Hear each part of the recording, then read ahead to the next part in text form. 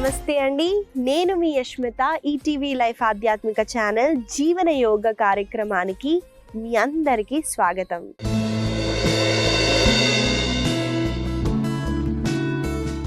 ఎలా ఉన్నారండి మీరంతా? నేనైతే చాలా బాగున్నాను. మీరందరూ కూడా బాగుంటారండి, ఎందుకంటే మీరు జీవన యోగాని అలవాటు చేసుకున్నారు కాబట్టి. ఇవాళ మన సాధన చేద్దామండి కలిసి. కానీ దానికన్నా ముందు ఒక చిన్న విషయం అండి, చిన్న విషయం కాదండి, చాలా ఉపయోగపడేది నేను చెప్తాను. చూడండి, బ్లాకేజెస్ ఉంటాయి, దాన్ని సాంస్క్రిట్లో గ్రంథీలు అంటారు.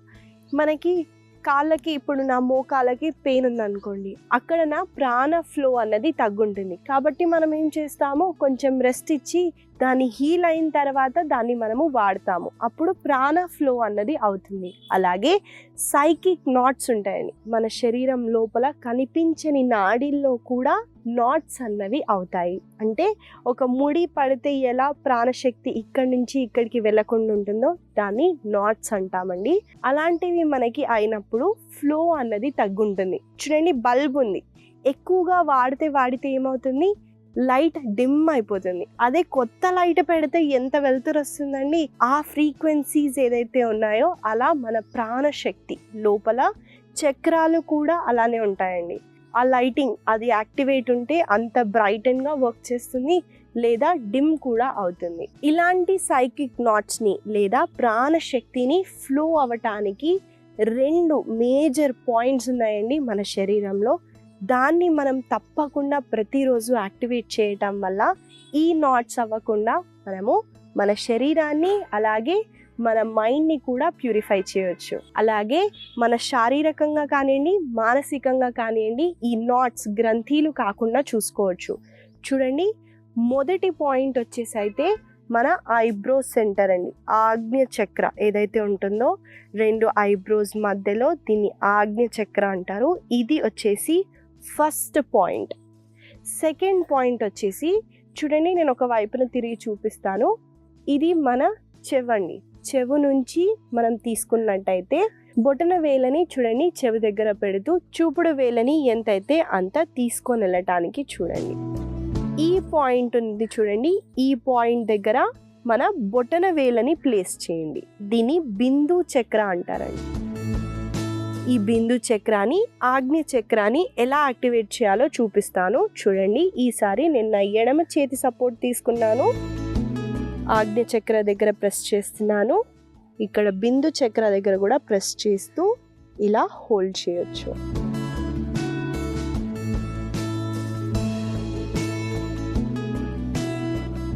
మెల్లగా మనము రిలీజ్ చేస్తాము. ఇలా మనము 11 టైమ్స్ 20 సెకండ్స్ వరకు అలా ప్రెస్ చేసి హోల్డ్ చేయటం వల్ల మన శరీరంలో బ్లాకేజెస్ కాకుండా ఉంటాయి. ఈ చిన్నదాన్ని మీరు ప్రతిరోజు ప్రాక్టీస్ చేయడానికి ట్రై చేయండి.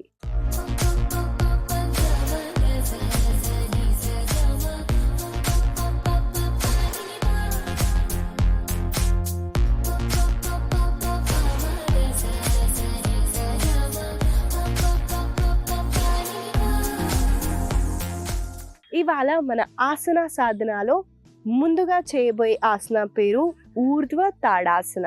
ఈ ఆసన ఎలా చేయాలో చూపిస్తానండి, చూడండి ముందుగా, తర్వాత కలిసి చేద్దాం.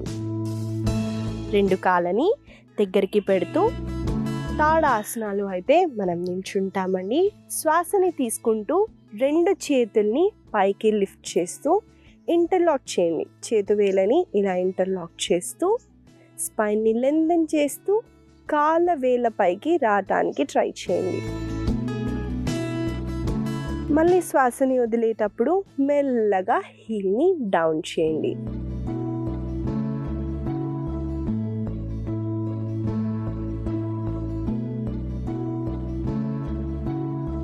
చూశారు కదండి, ఊర్ధ్వ తాడాసన ఎలా చేయాలో చూపించాను. మన కాళ్ళల్లో కండరాలని స్ట్రెంథెన్ చేయటానికి, అలాగే మోకాళ్ళ నొప్పులు ఉంటే ఆ టైంలో అవాయిడ్ చేయండి. తర్వాత చేయటం వల్ల స్ట్రెంథెన్ అవుతుంది, మోకాళ్ళ నొప్పుల నుంచి కూడా రిలీఫ్ ఉంటుంది. మన పిల్లలకి హైట్ని ఇంక్రీజ్ చేయటానికి కూడా ఈ ఆసన చాలా ఉపయోగపడుతుందండి. కాబట్టి ఈ ఆసనాన్ని మనం కలిసి కొన్నిసార్లు చేద్దాము, నాతో పాటు మీరు చేయండి.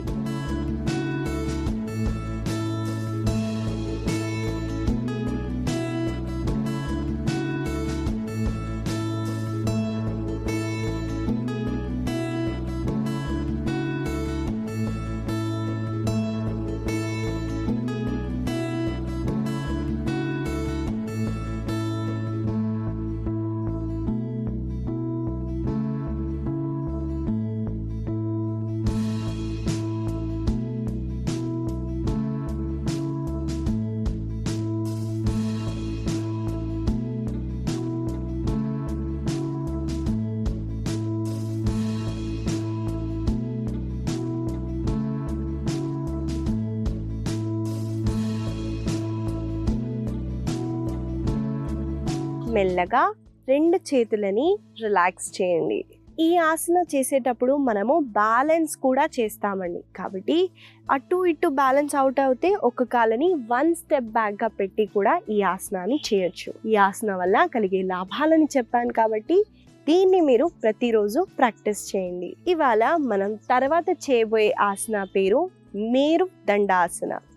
ఈ ఆసన ఎలా చేయాలో చూపిస్తానండి. ముందుగా మనము దండాసనాలో అయితే కూర్చోవాలి. కాబట్టి ఆ పొజిషన్కి వచ్చేయండి. ముందుగా మనము దండాసనాలో కూర్చుంటామండి. దాని తర్వాత 2 కాళ్ళ అరికాళ్ళని ఇలా టచ్ చేస్తూ ఎంత అయితే అంత దగ్గరికి తీయటానికి ట్రై చేయండి. తెచ్చిన తర్వాత 2 కాళ్ళ బొటన వేళ్ళని హోల్డ్ చేస్తామండి. దానికన్నా ముందు చూడండి, మేరు అంటే సాంస్క్రిట్లో వెన్నుముక్క అండి. కాబట్టి వెన్నుముక్కని చాలా స్ట్రెంథెన్ చేయటానికి, ఫ్లెక్సిబుల్ చేయటానికి ఈ ఆసన చాలా బెనిఫిషియల్గా ఉంటుంది. కాబట్టి చూడండి, ఈ ఆసనాన్ని ఎలా చేయాలో చూపిస్తాను. శ్వాసని తీసుకుంటూ మీ కుడి కాళ్ళని కుడి వైపున స్ట్రెచ్ చేస్తూ అలాగే బ్యాలెన్స్ చేయండి. తర్వాత ఎడమ కాళ్ళని స్ట్రెచ్ చేస్తూ వెన్నుముక్కని ఇలా వెనక్కి కాకుండా స్ట్రెయిట్గా ఉంచడానికి ట్రై చేయండి. మళ్ళీ మెల్లమెల్లగా కాళ్ళని రిలాక్స్ చేయొచ్చు. వెన్నుముక్క మన శరీరంలో చాలా ముఖ్యమైనదండి. వెన్నుముక్కలో ఏదైనా ప్రాబ్లం వచ్చిందనుకోండి, ఆటోమేటిక్గా మన లోవర్ బాడీ పైన ఎఫెక్ట్ పడుతుందండి. వెన్నుముక్కే కదా, అక్కడే కదా ప్రాబ్లం అని అనుకుంటే మన కూర్చోటానికి కష్టమే, వంగడం అయితే అసలు మాటే రాదండి. దాని తర్వాత మెల్లమెల్లగా లోవర్ బాడీ కూడా వీక్ అయిపోతుంది. కాబట్టి వెన్నుముక్కని చాలా స్ట్రెంథెన్ చేయటం చాలా అవసరం అండి.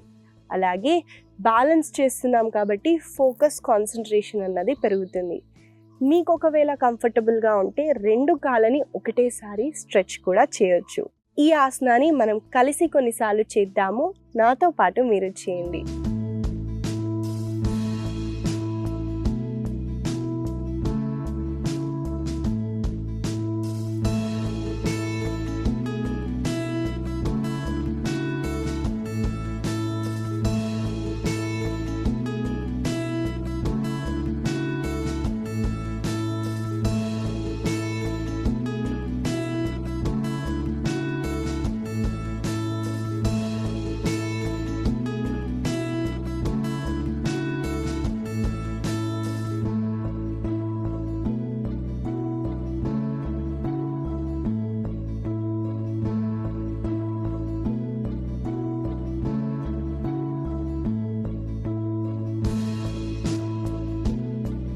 మెల్లగా రిలాక్స్ అవ్వచ్చు.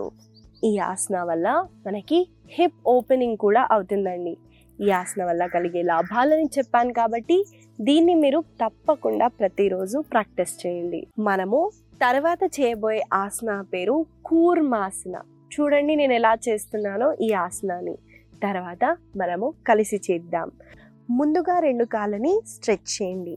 చేసిన తర్వాత 2 కాళ్ళని ఎంతైతే అంత మనము సపరేట్ చేస్తామండి. వీలైనంత వరకు మీ కంఫర్టబుల్గా ఉన్నంత వరకే స్ట్రెచ్ చేయండి. చేసిన తర్వాత చూడండి, 2 మోకాలని కొంచెంగా గ్యాప్ క్రియేట్ చేయడానికి కొంచెం దగ్గరగా తీసుకొచ్చానండి. కాళ్ళని తీసుకొచ్చిన తర్వాత ఇక్కడ మనం శ్వాసని తీసుకుంటూ శ్వాసని వదిలేటప్పుడు బెండ్ అవుతున్నప్పుడు చూడండి, చేతులని మోకాల కింద పెట్టడానికి ట్రై చేయండి. చేసిన తర్వాత మెల్లమెల్లగా శ్వాసని వదిలేటప్పుడు ఛాతీని కింద వైపున 2 కాళ్ళని స్ట్రెయిట్గా పెట్టడానికి ట్రై చేయండి.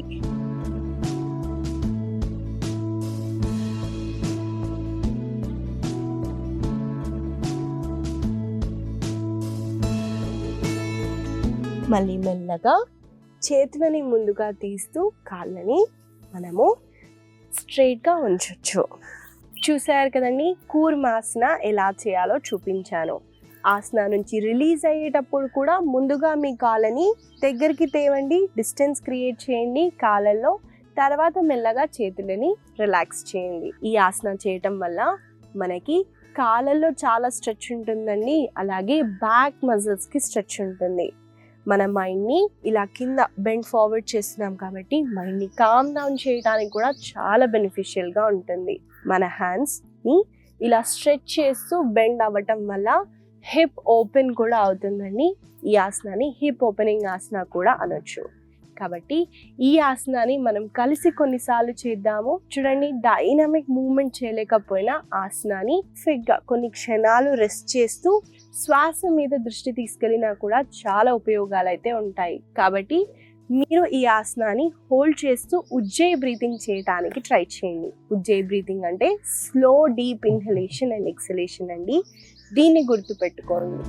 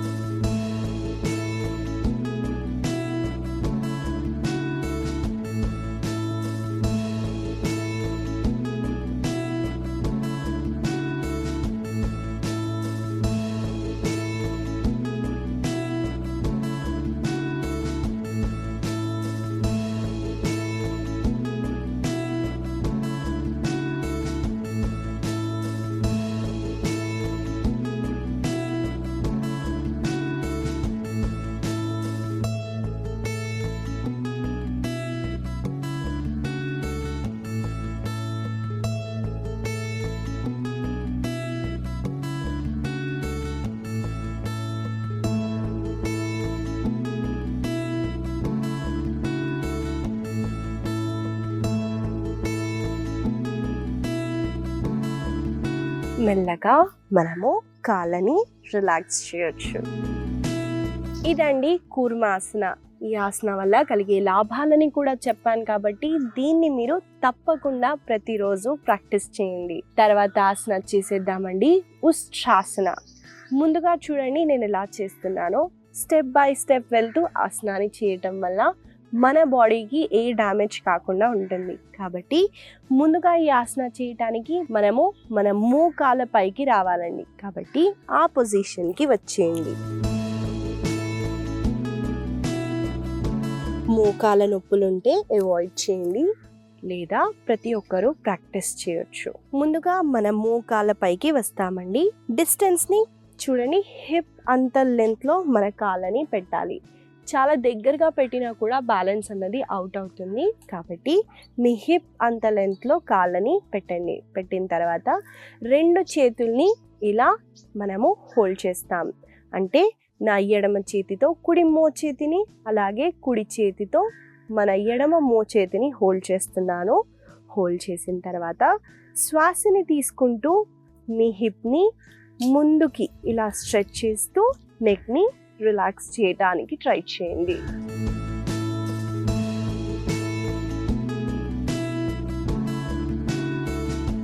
మళ్ళీ శ్వాసని వదులుతూ రిలాక్స్ అవ్వచ్చు. చూడండి, బ్యాలెన్స్ అన్నది అవుట్ అవుతుంది అంటే మీ కాళ్ళ వేల పైన కూడా హోల్డ్ చేసి మీ నడుముని ఎంతైతే అంత ముందుకి స్ట్రెచ్ చేయడానికి ట్రై చేయండి.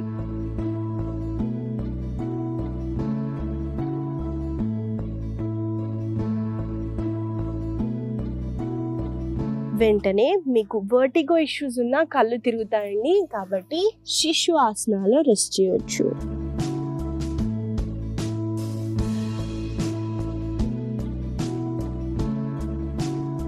చూసారు కదండి, ఆసన ఎలా చేయాలో చూపించాను.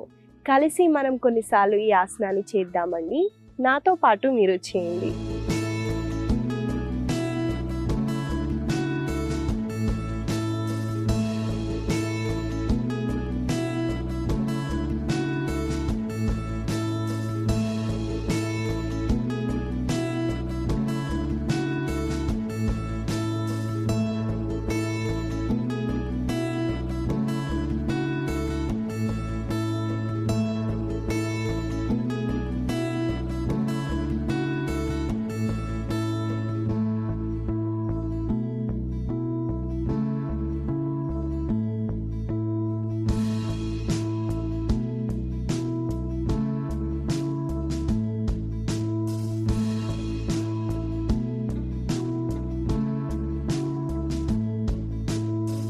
మెల్లగా మీరు రిలాక్స్ అవ్వచ్చు.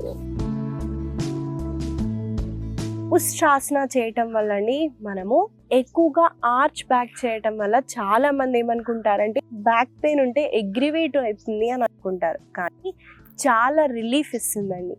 మీకు బ్యాక్ పెయిన్ ఉంటే ఫార్వర్డ్ బెండింగ్ని అవాయిడ్ చేయాలి. బ్యాక్వర్డ్ బెండింగ్ ఎంత చేస్తే అంత రిలీఫ్ ఉంటుంది, అలా కాకపోయినా ట్విస్ట్ చేసినా కూడా రిలీఫ్ ఉంటుంది. కాబట్టి ఈ చిన్నదాన్ని మీరు ఫాలో అవ్వండి. అలాగే మనము ఆర్చ్ బ్యాక్ చేసినప్పుడు అబ్డామినల్ మజిల్స్ దగ్గర చాలా ఎక్కువగా స్ట్రెచ్ ఉంటుంది, కాబట్టి ఇక్కడున్న ఫ్యాట్ని కరిగించవచ్చు. అలాగే డైజెషన్ ఇష్యూస్ ఉన్నా కూడా క్లియర్ చేయొచ్చు. మనము మన నెక్ని రిలాక్స్గా పెట్టాలండి, బిగ్గరగా పట్టుకోకండి, లేదా నెక్ అన్నది క్యాచ్ అవుతుంది, లేదా నెక్కి చాలా మంచి స్ట్రెచ్ అయితే ఉంటుంది. అలాగే బ్యాక్ మజిల్స్ని కూడా చాలా స్ట్రెంగ్తెన్ చేస్తుంది. ఈ ఆసనాన్ని ఈ వేరియేషన్తో పాటు మీరు తప్పకుండా ప్రతిరోజు ప్రాక్టీస్ చేయండి. మనము రిలాక్సేషన్ చేద్దామండి. రిలాక్సేషన్ అంటే ఏంటండి, శవాసనాలో అలా రెస్ట్ చేస్తూ నేను శరీరంలో ఉన్న కొన్ని పార్ట్స్ని చెప్తాను, దాన్ని అబ్జర్వ్ చేస్తూ కంప్లీట్గా మీ బాడీని రిలాక్స్ చేయండి. ముందుగా శవాసనాలో రెస్ట్ చేయాలండి.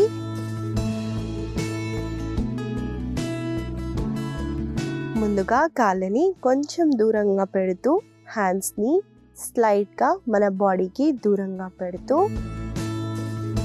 మీ నోస్ని పైకి పాయింట్ చేసినట్టు పెట్టండి. పెట్టిన తర్వాత రెండు కళ్ళని క్లోజ్ చేస్తూ డీప్గా ఇన్హేల్ చేయండి.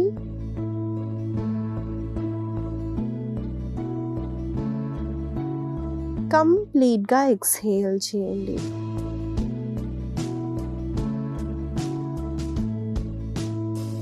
కంప్లీట్గా మీ బాడీ వెయిట్ని మ్యాట్ పైన డ్రాప్ చేసేయండి.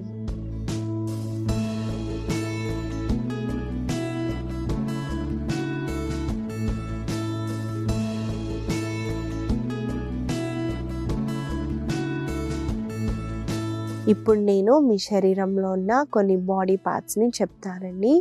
దాన్ని కదిలించడం కానివ్వండి అలాంటివి చేయొద్దు, జస్ట్ అబ్జర్వ్ చేయడానికి ట్రై చేయండి. మీ దృష్టిని అక్కడ మెల్లగా తీసుకెళ్తూ వేరే దగ్గరికి తీసుకెళ్ళటానికి ట్రై చేయండి.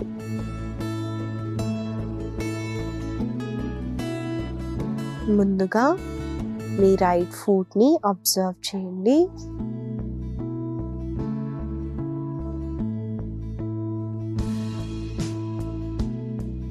రైట్ యాంకిల్ని అబ్జర్వ్ చేయండి.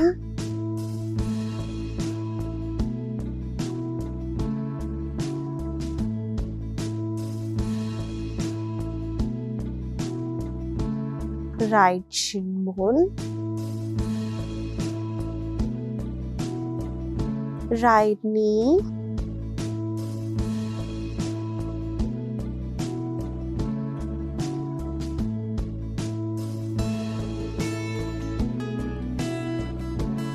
right thigh,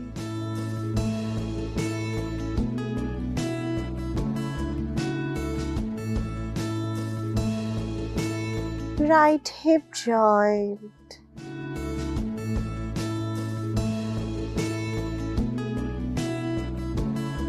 abdomen center,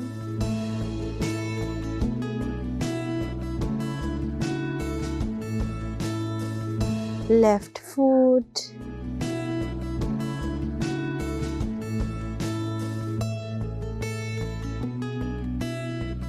left ankle,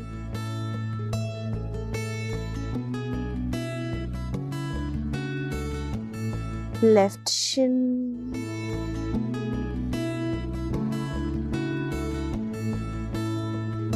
left knee,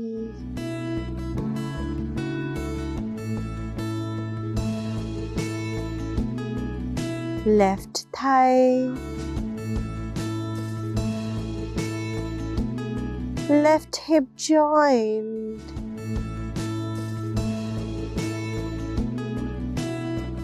abdomen center,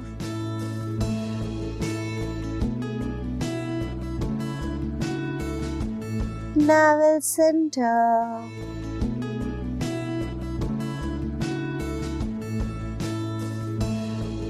chest center, throat center, right shoulder joint, right elbow,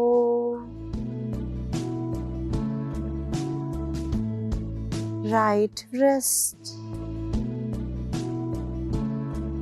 right palm,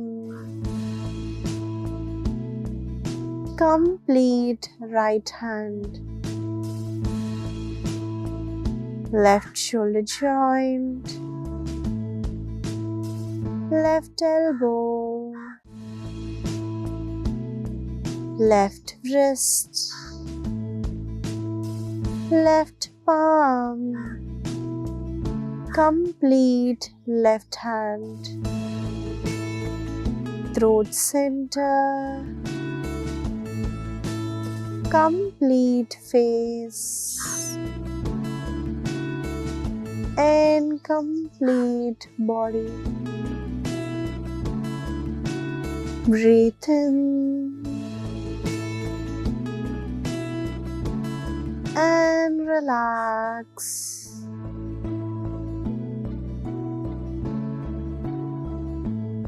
Slowly turn towards the right side. మెల్లగా కుడి వైపున తిరగండి.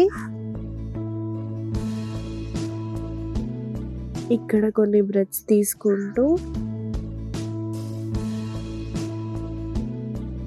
మీ ఎడమ చేతితో సపోర్ట్తో మీరు మెల్లమెల్లగా కూర్చోవటానికి ట్రై చేయండి. కళ్ళని క్లోజ్గానే ఉంచుతూ ఈ కామ్ స్టేట్ ఆఫ్ మైండ్తో మనము మన పిల్లల్ని, మన వెల్ విషర్స్ని, మన ఫ్యామిలీ మెంబర్స్ని విష్ చేద్దామండి. ఓం లోకా సమస్తా సుఖినో భవంతు, లోకా సమస్తా సుఖినో భవంతు, లోకా సమస్తా సుఖినో భవంతు. ఓం శాంతి శాంతి శాంతి. మెల్లగా రెండు చేతుల్ని ఇలా కప్ షేప్లో పెడుతూ కళ్ళ పైన పెట్టి మెల్లమెల్లగా మీ చేతు వేలల్లో ఉన్న గ్యాప్స్ని చూస్తూ ముందుగా మీ చేతుల్ని చూసి మెల్లమెల్లగా మీ కంఫర్టబుల్గా ఉన్నప్పుడు కళ్ళని తెరవండి. ఇదండి ఇవాళ మన ఆసన సాధన, అలాగే రిలాక్సేషన్ని చేసాము. ఈ రిలాక్సేషన్ని మీరు మన బాడీలో ఉన్న ప్రతి అంగాన్ని మనము అబ్జర్వ్ చేసామండి. మీరు కూడా పడుకొని అలా మీ శరీరాన్ని పైనుంచి కింద కానివ్వండి, కింద నుంచి పైన కానివ్వండి, ప్రతి ఒక్క భాగాన్ని అబ్జర్వ్ చేస్తూ రిలాక్స్ అవ్వడానికి ట్రై చేయండి. కాబట్టి మన సాధనలో ప్రతిరోజు రిలాక్సేషన్ని యాడ్ చేయండి. మీరు రెస్ట్ చేయటం చాలా అవసరం అండి. మన శరీరానికి ఫిజికల్ యాక్టివిటీ ఇచ్చి రిలాక్స్ చేయటం చాలా ముఖ్యం. మనము మళ్ళీ కలుద్దాం. నమస్తే.